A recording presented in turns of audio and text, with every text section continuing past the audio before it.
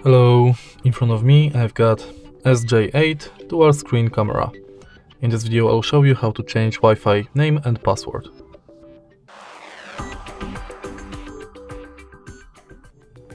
In the beginning, let's go to settings, and now scroll all the way down. Enter Wi-Fi, and firstly go to Wi-Fi SSID. Now enter new SSID.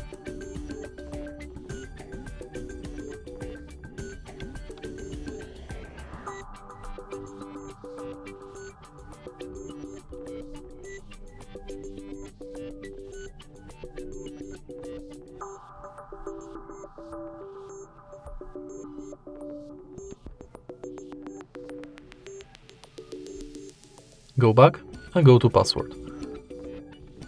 Similar to name, select new password.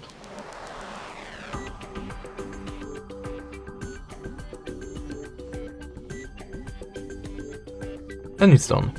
If you find this video helpful, please leave a like, comment and subscribe.